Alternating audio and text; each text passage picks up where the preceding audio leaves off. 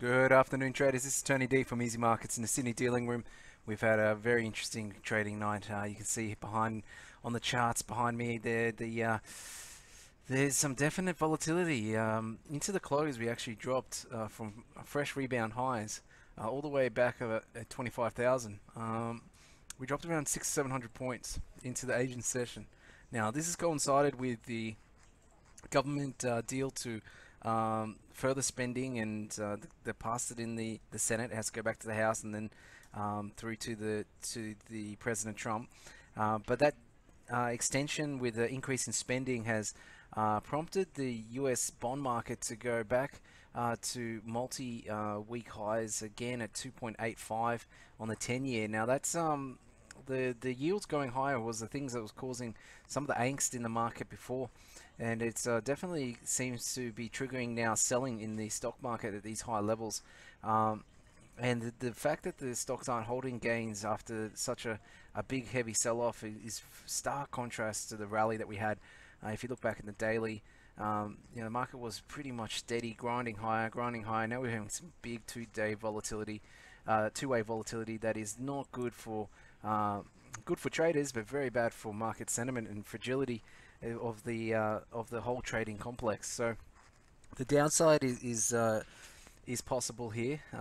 Going forward, you can definitely see that stocks are a bit more vulnerable now to further downside and selling. How that comes through into the currency markets at the moment is leading to US dollar buying. So most of the time what you'd see if stocks went down for geopolitical risks is that gold would go up. But if you're looking at the price action here, you can see gold getting heavily sold because of the higher yields. And in terms of why gold is attractive is basically when other investments aren't giving much in the way of returns, but when US bonds, which are very safe as well, compared to gold is also very safe. The fact that you're getting a higher return on US bonds means that investors favor that over precious metal, which doesn't have any returns. Yeah, and that's you got to keep that in the back of your mind that gold doesn't always go up when stocks go down. There is definitely situations where if the cause of stocks going down is higher US interest rates, that gold will go down. Now, the US dollar strength is spread across onto the euro as well as the pound. You can see the pound is struggling to get back above 140. It's failed a couple of times now. Noticeably, it's back down here towards this 138 level. But if the stocks were to continue to be very volatile, the US dollar is going to be well supported. And in that environment, whilst the story for the euro and the pound going higher is fairly good, medium term to long term, the short term play is looking a little bit more US dollar positive. So it's very dangerous in terms of buying dips, keeping going with those longer term trends just in the very short term. The further levels that we fall back to, you can see that 121 level, which is the high of 2017, is a key support for the euro. If we were to get down to there, that's a much better level to try and back the single currency against the greenback. In terms of the pound, it is hard to know where the support is for the pound once it starts to break down, but broadly speaking, the highs in 2017 act as well as the first little support that many traders will be looking at, 136 zone. The outlook for the UK and the pound is that there is a Super Thursday event again this night.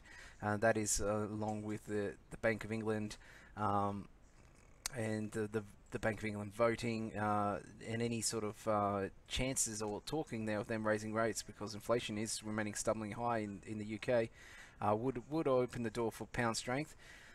And if we are to see ourselves back above 140, that changes the dynamic a little bit. There is ways that the pound can rally when the rest of the market is selling off. It's done that in the past, but it would require a more hawkish than expected Bank of England meeting tonight.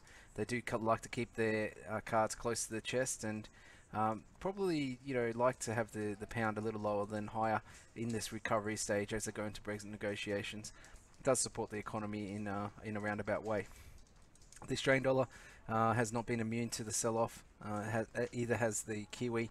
Now the Kiwi's turn today, this morning, was to have its RBNZ meeting. So its central bank meeting came out, and they opened the door to rate cuts with the stubbornly low inflation there, basically suggesting that inflation remains below target for a longer time than rate cuts are on the table. Market loves to hear that in the sell side, and you do see the fairly aggressive selling coming through on the Kiwi.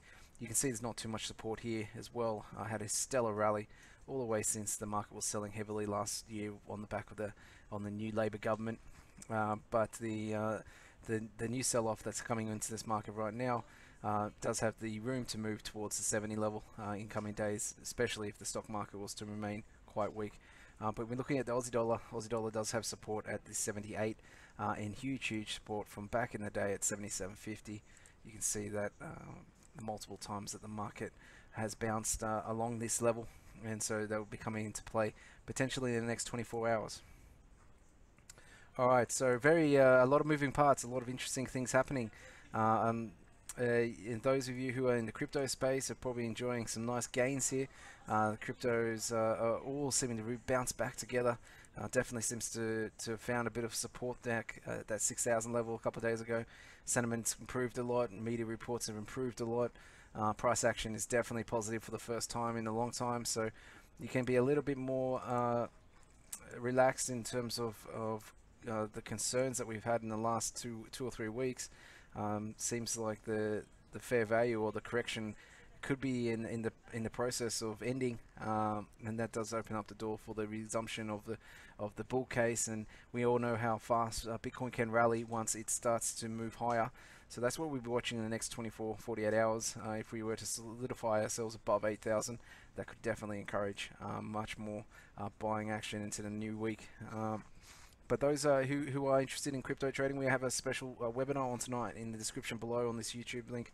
You'll see a link to the webinar. It starts in 4 hours, 7 o'clock, so you will be able to get your place there and see Jimmy Pan, who is excellent crypto analyst, go over some of the finer points of what's been moving the market, what's the big stories behind both Bitcoin and our newly released products, Ethereum and Ripple.